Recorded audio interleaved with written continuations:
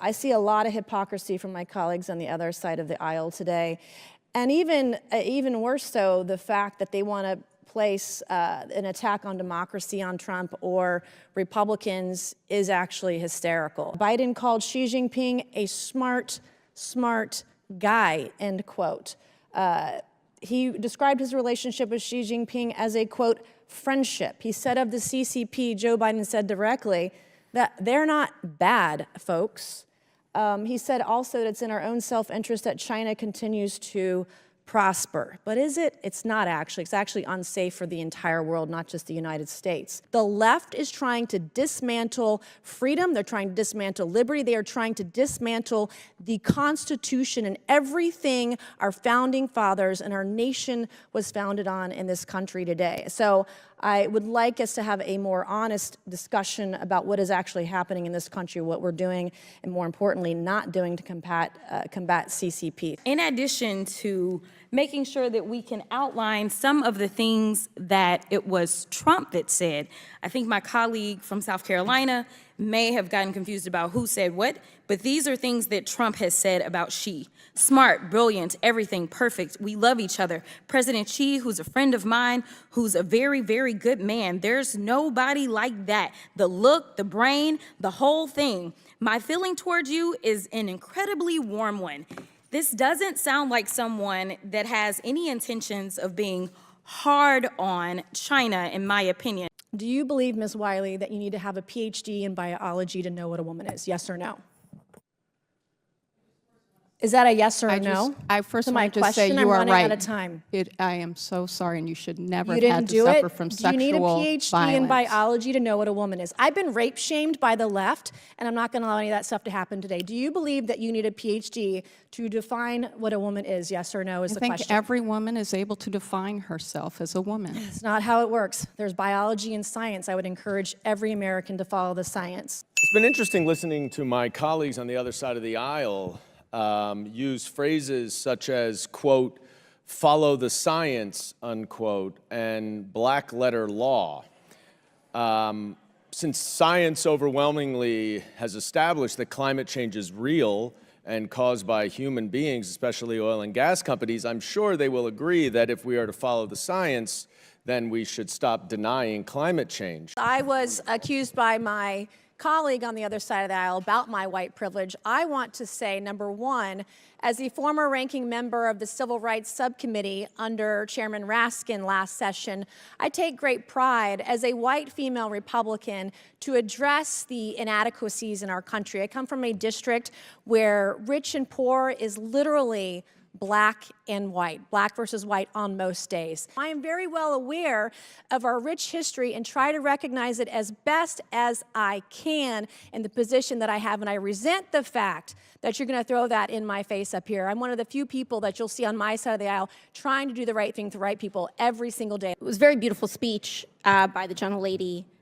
who, as she mentioned, was helped lead on the now majority side, the Civil Rights and Civil Liberties Subcommittee. But I think it's so exemplary of the point that she also oversaw the elimination of the Civil Rights Subcommittee on this committee, which really kind of gives the whole game away. We show up, we give speeches, we give flowery words, but at the end of the day, participate in the structural erosion of the rights and representation of people that are marginalized, women, people of color, people that just need to see their due process and civil liberties protected in this country. But I will move on. This is something that I just can't get over. I can't get over the gentle lady from South Carolina talking about white privilege. Who bribed Hunter Biden to be here today? That's my first question. Second question, you are the epitome of white privilege, coming into the Oversight Committee, spitting in our face, ignoring a congressional subpoena to be deposed. What are you afraid of? You have no balls to come up here and— Mr. Chairman, point of inquiry. Mr. Chairman, If the ladies recognize. If the gentlelady wants to hear from Hunter things. Biden, we can hear from him right now, Mr. And Chairman. you Let's take a wouldn't vote speak and hear from I'm Hunter Biden. speaking. What are you afraid women allowed of? to speak Hold on, in here? hold on. Why- Order, why are you order, guys not order. willing to let Are us women speak? allowed to Space. speak in All here right. or no? Okay. Are women allowed to speak in here or no? Order. Could you keep interrupting me? I'll interrupt the You keep chairman. I don't interrupting. know that he's a lady. It was a spit in the face, at least of mine as a black woman, for you to talk about what white privilege looks like, especially from that side of the aisle. And let me quote your now ousted speaker and what he had to say about the Republican Party and y'all's lack of diversity. When you look at the Democrats, they actually look like America. When I look at my party, we look like the most restrictive country club in America. To be clear, whatever happens to your little leader, it's going to be because of the actions that he took. So you can talk all you want to about how January 6th was nonsense, but all of y'all were running at that time. Y'all were grabbing y'all's gas masks and y'all were running to your offices because you didn't know if they were coming to kill you. You should have cared that somebody was there to protect you, but instead you want to play games because you found out that it was your leader that decided that he wanted to propagate an insurrection on our country. So don't tell me that you care about the Constitution, because you don't.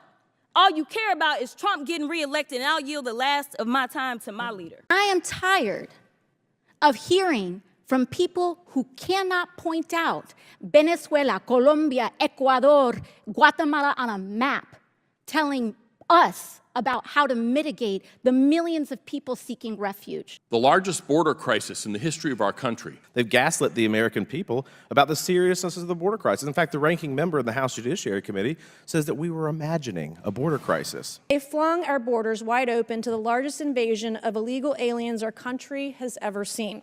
The illegal aliens Biden and Kamala have led into our country have gone on to rape and murder American citizens, including our women and girls, including 158 Democrats who voted against deporting illegals who are here, murdering, raping, and who are also pedophiles, harming our women and girls. Under the Trump administration, Donald Trump participated in what we saw in Venezuela and many of the regime change activities that were happening there. And what we saw most desperately are the horrific sanctions that were placed not targeting specifically the Maduro regime, but the Venezuelan people, innocent Venezuelan people that are being starved of food and basic resources. That is what is contributing to a destabilizing environment and part of what they are fleeing. And that is not to conflate the Venezuelan people with the Maduro regime, because I oppose the anti-democratic measures in which, even just recently in the election, Maduro's refusal to make public the results of a free and fair election. You want to know how else Republicans have contributed to the immigration crisis? Marco Rubio has been sitting and sat and stalled and delayed key ambassadorial appointments of the United States across the world. I myself led a congressional delegation to Latin America and sat across in the Colombian embassy where we had an acting ambassador because Marco Rubio refuses to allow U.S. diplomacy to proceed. You tell me what is destabilizing. What is destabilizing? People have no idea. Legislators who are claiming to understand the issue of immigration don't have the slightest clue as to what is happening in Latin America while supporting the very policies that are driving people to here in desperation in the first place. So don't talk to me about how Republicans have an answer to the issue of immigration. So I have a series of questions for you, Mr. Santos, that are yes or no. And so I would ask that you use yes or no when I ask these questions. Did the U.S. Census Bureau do anything to identify the immigration or citizenship status of individuals surveyed during the 2020 census, yes or no? No. Are illegals counted in the census, yes or no? Yes, if they're permanent residents, if they reside in the U.S. Okay, so when you're doing the census with folks and asking the question, you're asking them if, you're not asking if they're a citizen, you're asking, do you ask if they're a permanent resident? We ask folks to list everyone who lives at that residence. Okay, but you're saying you're only counting illegals if they're a permanent resident. Well, if they live at that residence. It's the interpretation of the So instructions your definition of of permanent residence is that they live at a place in the U.S., at a U.S. address. Yes, I believe I misspoke because there's a legal You definition definitely to permanent, misspoke. to permanent Okay. resident. It's someone who usually lives at that address. So I'm going to ask the question again. are illegal aliens, criminal illegal aliens, the people that break the law coming into our country when they enter in the door illegally. Are they counted in the U.S. Census, yes or no? Yes. Thank you. All right. Are there political implications for congressional apportionment and the Electoral College when we're counting non-citizens, when we're counting illegals, criminal illegal aliens in the census, yes or no? I'm sorry, I missed the first part of the question. Are there political implications for congressional apportionment and the Electoral College when you are counting criminal illegal aliens in the U.S. Census? I do not know. Oh, you absolutely know. Because apportionment is based on what? Is it based on what? Population? Yes. Population based on counts in the what? U.S. Census? Correct. All right, you're the director of the U.S. Census Bureau, correct? Correct. Why is this so difficult for you to answer honestly? Well, no, it is what it is. So What if there's is more what it is? population, What is then what it you get. is? You just said you didn't know if there were political implications for congressional apportionment in the Electoral College when Well, you're counting illegals. In all honesty, I am not a politician. I'm a scientist, and so we do our counts according to Okay, the Mr. Constitution. Science, and- Mr. Science. Sure, yes, ma'am. When you're doing apportionment, we're doing congressional seats based on population that includes illegal aliens. Does that have a political impact in campaigns when you're drawing those lines and having people vote in those elections? They are counted in apportionment, yes. Okay. You're not being honest this morning, and I think it's a slap in the face to the American people. It is interesting that we're having this hearing, and I know one thing that I have learned so far is that while freshman orientation just ended, we need a course on what the census is for, because we have people sitting in Congress and have no idea what the census is for. And so I do appreciate that you have talked about what the funding is for, but it seems like my colleagues really want to zero in on southern states. So let's talk about Texas for a second. And let's deal with them and their concerns about their districts. And let's also talk about the citizen situation. So I don't know how much you've paid attention to the election, but we do have an incoming administration, and we have a border czar who has said that they are going to deport everyone that is here and is not a citizen. They are planning to do mass deportations. In fact, in the state of Texas, our commissioner has offered up land so that they can put these camps there and send people out of our country. Now, if you start asking people, are you a citizen or not, and they're living in a home, and somebody's threatening to go in and raid homes and take everybody out and send them back to wherever they came from, I mean, I would imagine that that may make people say, never mind, I'm not going to fill this out. But I mean, has that been your finding or no? We have conducted research that shows that there can be selective inclusion of individuals who reside in a residence because of Exactly, because you've got the federal government that is asking this question, and it's the same federal government that is threatening to go and yank people out of their schools, their homes, and things like that. And then we just had a conversation where we were talking about how many voters. Listen, when you're counting people, you're not just counting voters. You count children, don't you? Correct. You count a lot of people that aren't necessarily voters, and I want to make sure that we really get to the nitty-gritty on Texas, because this is hilarious to me. Texas added 2 seats. In 2020, according to the census, and we know that there was a significant undercount, specifically in Texas for a combination of reasons, but we know that specifically Texas added 4 million people. Of those 4 million people, do you want to take a guess at how many were Anglos? Just a guess. I'd say a majority. 180,000. That's it, of 4 million. 95% of the people that were added, and we know that when it comes to minority populations, they tend to be undercounted. So get this, we added 4 million people. They were people of color. Texas got 2 new seats. So they took those black and brown and Asian bodies, and guess what? Do you think that we got a new black, brown, or Asian seat? Somehow, the way that they do their Republican math in the state of Texas, that amounted to 2 new white seats. Guess what? White Republican seats. We got 2 new Republican seats out of 4 million people of color. So let me tell you, they love to use our bodies to apportion us in an inaccurate way. All right, so when we talk about our districts, I also want to talk about something that Texas is taking advantage of that I've worked on a lot. In fact, I did legislation on. It is called prison gerrymandering. I don't know if you are familiar with it. I'm familiar. But here is the reality. The numbers show that in rural Texas, they were constantly bleeding population. Urban Texas was growing exponentially. But what they do is they count inmates where they are imprisoned instead of counting them where it is that they will return to.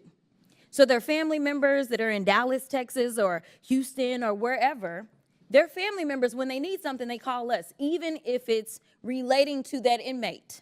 But somehow rural Texas is getting better roads than they probably deserve because they're counting those inmates that are not driving on those roads. They're counting those inmates that are not using their hospitals. They're counting those inmates whose children are not attending their schools because of prison gerrymandering. So again, Republicans are really good about using black and brown bodies, because I can also tell you that the numbers are clear that we have a black and brown incarceration issue, not just in Texas, but in this country. And in fact, the state of Texas incarcerates more people than any other independent democratic country. That is how bad our incarceration is just in the state of Texas. And I've got so many great colleagues on this committee that actually benefit from being able to do things like that. So listen, this is about resources. It's about putting the resources where the people are. And I am curious to know, for whoever goes next, do you ask your constituents when they call your office, are you a citizen or not? Because at the end of the day, I have to handle immigration cases as well in my office. We are elected to represent the people regardless of their citizenship, and we have to help them because they reside in our districts. Thank you, and I'll yield. Thank you very much, Mr. Chairman. You know, days like today are really deeply felt. I'm going to speak briefly as the highest ranking Latino or Latina on this committee. We hear a lot of rhetoric on both sides about the issue of immigration. And it is precisely because it is seen as a border issue that millions of people suffer over and over and over again. It does matter that Vice President Harris was not the quote unquote border czar. And let me explain to you why. Because what Vice President Harris has been tasked with under President Biden's administration is addressing the root causes of immigration. Once you have millions of people at the southern border of the United States, you've lost. We need to understand why people are coming to the southern border of the United States and mitigating that in the first place. And frankly, when we turn the page and look at what happened in the Trump administration, we have to see where folks are coming from. Mr. Krikorian, you advised the Trump administration and Stephen Miller quite closely while President Trump was in office, correct? No, I mean, we talked to him. He called us for information, and we gave it to him. Okay, so he called you for information. You talked to him. I don't know how you interpret advising. That's how I would interpret advising. Now, you mentioned earlier that it was your position. We disagree, but it is your position that you believe Haiti should have been colonized for longer, correct? It's not a position. It was a musing, a speculation on my part. It is your musing that Haiti should have been. Sure. Do you believe that the oldest colony in the world, Puerto Rico, should continue to be colonized as well, just as your position with Haiti? Again, personally, CIS doesn't take a position on this, but I'm for independence for Puerto Rico. Okay. Strongly in favor of that. So you believe, do you believe in the Trump administration when Donald Trump raised selling the island of Puerto Rico? I don't even remember that one. Oh, you don't remember when Donald Trump? I haven't heard of that. I mean, I suppose that puts I mean, you I'm sure in, who he'd sell it to, but I don't know. I mean, sure. yeah, I suppose that puts you and Nicky Jam and Anuel in the same boat. President Trump did raise and consider selling the island of Puerto Rico. It's your position that Puerto Rico should have no affiliation. And what process do you think that should happen by? I don't know. I have no idea. It's You're not my not sure? area. I do immigration policy. Okay. So, like I said, personally, I think Puerto Rico, because it's a distinct, separate country, it is a colony, and it should be given its independence. It's long overdue. Given. It's not a CIS position. Right. Thank you. Thank you very much. Mr. Berry, Do you agree with the Supreme Court's rationale and analysis in the Bruin decision? So I'm not deeply familiar with it, but directionally, what I understand, it seems to construe the Second Amendment as a robust individual right. And would you consider it to be a strict constructionist interpretation of the Second Amendment? My impression is that it attempts to be a faithful exploration of the original public meaning of the Second Amendment. The original public meaning. Okay. Just so everyone is aware, the Bruin decision interpreted the Second Amendment to only allow for gun regulation that existed at the time, or could have existed in 1789, when the Second Amendment was ratified. And of course, there were no machine guns, there were no bump stocks, you know, the list goes on as to many, many technological advances that did not exist then. But it is the original meaning. Ms. Wiley, if we're going to talk about the original meaning of the actual black letter law, was there any evidence in 1964 of pervasive discrimination against white people? No. So it's fair to say this Title VII was, of course, not written because to right the wrongs of discrimination against white people in 1964. That's correct. So if one were to use the original meaning at the time that something was ratified or enacted, then discrimination against whites would not be included as a cognizable claim under Title VII. Is that right? No, because it is true that Title VII prevents all forms of racial discrimination. The reality of why the law was drafted and passed in the first place was because there were no protections that recognized that black people, that Native Americans, that Pacific Islanders, that other people of color who were not being protected by government from discrimination deserve to be protected by government from discrimination. Because what was happening for 100 years after the winning of a civil war to create true equal opportunity is that it was formally and constantly denied people because they were not white. I agree with you. So it didn't make it okay to discriminate against white people. It just made it clear you can't allow it against everyone So else. it was, I'm making somewhat of a rhetorical point because I do agree with you that we should not have discrimination based on race. I just want to point out the hypocrisy and the convenience that folks on the other side of the aisle like to use in a cynical way black letter law and the original meaning of things when it's convenient, but not when it's not convenient. How should the EEOC combat these corporate DEI programs?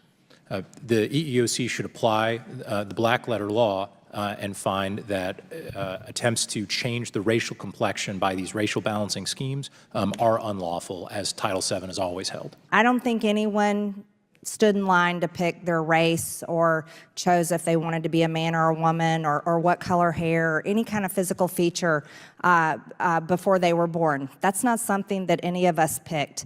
But I will say that America has gotten a lot of things right, and Title VII of the Civil Rights Act has done an incredible job with the black letter law. And it's being violated every single day. The fact of the matter is that 82% of business leaders consider diversity initiatives to be essential to their business strategy. 2% of business leaders say that these initiatives are not important. Diversity initiatives are credited with improving business performance, enhancing talent acquisition and retention, enhancing competitiveness, and fostering innovation. And 45% of business leaders said that the main reason they have diversity initiatives is to improve business performance. This is motivated by businesses, and it is demanded by consumers, just like ESD. And so if Republicans profess to be the party of deregulation and free markets, why won't you just let the market decide whether diversity and inclusion or ESD is something that the market wants? Why do you now want regulation? The fact of the matter is you want regulation because you want to go back to the white replacement theory and a time when, in 1964, we needed to pass a law to protect discrimination against people of color and underserved and marginalized groups, not against white people. And it is a shame that this entire Project 2025 includes attacks on immigrants and the expulsion of immigrants and the exclusion of immigrants who make up so much of our economy and are essential to so many aspects, both from agricultural workers to highly skilled workers with H-1B visas. And so I wish that we would have some consistency from the other side of the aisle in how we view diversity that as we approach with Project 2025, with immigration, and with our employment laws. And I yield back. To just level and remind people why we're here. The reason DEIA policies were even created was to right existing wrongs. The reality is that we have some members of this committee who were alive during Jim Crow. They experienced segregation firsthand, yet now they're acting like we are suddenly in a colorblind society, that we don't need to codify protections, or that the only victims here are wealthy or the white or the privileged. How easily we forget. But we know statistically that they're not the ones whose communities have been intentionally polluted or targeted by police or the war on drugs. Their neighborhoods have not been redlined. Their schools have not been decimated by racist, inequitable funding schemes that commonwealths like Pennsylvania, my own, are finally recognizing as harmful and attempting to fix. Lest we forget, the reason HBCUs and other minority-serving institutions exist is because we weren't accepted into predominantly white institutions. They are not targeted by how they look or how they dress or how their hair grows. Truthfully, we recognize that this crusade has been going on since, indeed, the passage of the 14th Amendment, if not earlier. Every time black folks or brown folks or women or queer folks or the disabled are able to achieve some semblance of equity, we continue to be demonized or face ad hominem attacks. So we didn't earn our spot, or we don't belong here, to ensure that they can continue to concentrate wealth and power with the few. As also the Republican side had mentioned in their many raisings of the January 6th committee, that it's not just Hunter Biden, you, me, any individual subject to equal treatment under the law, to be held up to accountability under the law, but it is also these committees and this committee that is subject to oversight and law. We must comply with the law here as well. Now, I may be one of the very few people that actually believes in Congress, in this country. But I do, and many of us do here. And we have an obligation to engage in good faith participation to execute and comply with the subpoena. The chairman said in front of the country several times to Hunter Biden, you can show up here in front of the world, in front of the public. Hunter Biden took him up on that offer. He said, I will show up in public.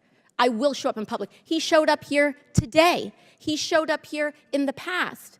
And Mr. Chairman, I know you do your best with what you've got, but you've got members here that have submitted falsified evidence to the record.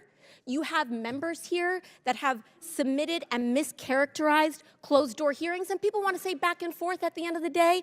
It doesn't matter what party it's happened from. You've got members who've engaged in revenge porn in this committee. So it is understandable why Hunter Biden would want to testify in front of the public for the American people to be able to witness that testimony for themselves. You've got members who've defied subpoenas. You've got members who we are 1 year into the term asking what the rules are at the beginning of the committee. The book was given to us on day one. And so what we should do is allow the man to testify. I believe in the power of the Oversight Committee. Frankly, I believe in it regardless of whether Republicans or Democrats have the chair, because I believe that this committee should have the power of oversight. And we cannot do that on a partisan basis. And so for that, I implore this committee to allow Hunter Biden to testify publicly. I implore and I ask for that to happen. And we cannot do that by getting engaged in this back and forth on a defiance of the subpoena. Let him comply. Let him do it today. Let him do it tomorrow.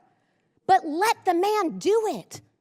And with that, I yield back to the ranking member. Thank you, Ms. Ocasio-Cortez. I think you went right to the heart of the issue here. If this ended up going to court, Mr. Chairman, and I hope it doesn't, I really hope that this committee will act in a way to negotiate and achieve a compromise with the witness. But if it goes to the court, it's going to present a novel question. What happens when a committee represented by its distinguished chairman goes out in public and repeatedly invites and challenges a witness to come before the committee, and then that witness gives the answer, yes, I will come in?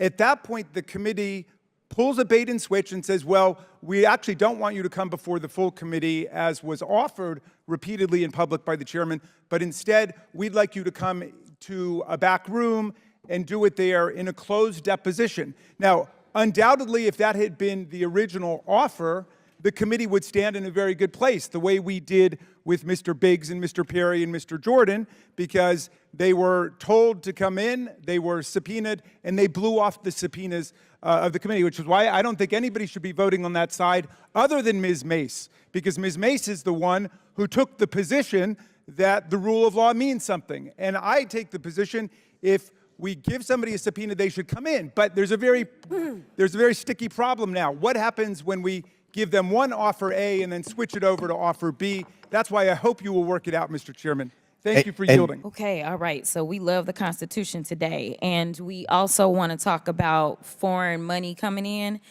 Have y'all seen the report that was just produced where this chairman decided that he was going to block this committee from receiving additional information about y'all's guy, Trump, and all the money that he took? From what we did receive, we know that Trump got almost $6 million that we can account for, and we know that there's more there.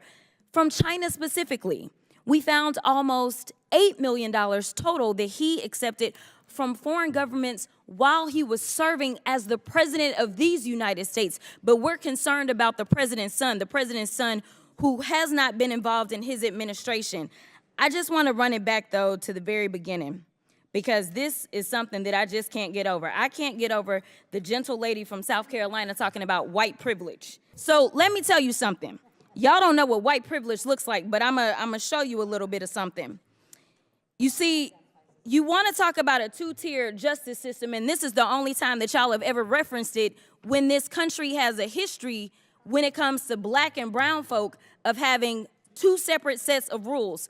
And right now, what you want to do is have two separate sets of rules, because Mr. Moskowitz offered y'all a fair situation. He said he would vote for Hunter to be held in contempt if y'all voted to hold all, even if you remove all of the members of Congress. There's still other people that y'all haven't decided that y'all have excuses for, but y'all don't want to hold them in contempt.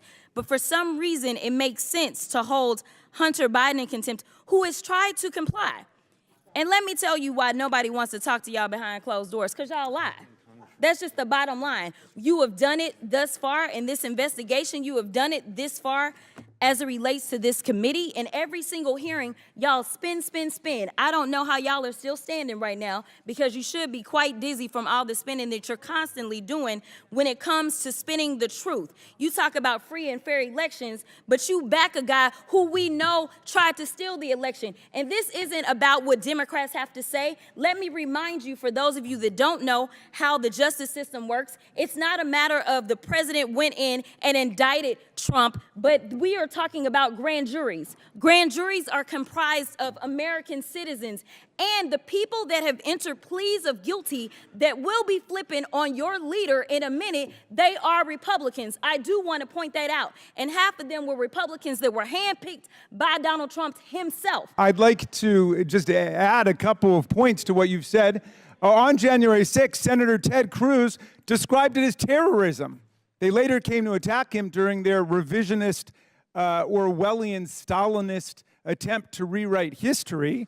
Unfortunately for them, we know that there were 147 or 48 of our officers who were wounded, bloodied, and hospitalized by the rabid mob that beset the Capitol that day. We know that Kevin McCarthy, one of their deposed leaders over on their side, called Donald Trump from his office to complain about how his people were storming the Capitol and putting people's lives in danger. And Donald Trump said, no, those aren't my people, those are Antifa. And McCarthy corrected him and said, no, those are your people, Mr. President. To which Donald Trump said, well, maybe they just care a little bit more about who won the election than you did, Kevin McCarthy. You guys have got to deal with reality here. By the way, the speech and debate clause stands for the exact opposite principle who our distinguished new member just spoke about a moment ago. It says that members of Congress Mr. cannot Chairman, be questioned Mr. anywhere Chairman. else other than Congress. So Point of he should privilege. read the speech or debate Mr. clause Chairman. aloud.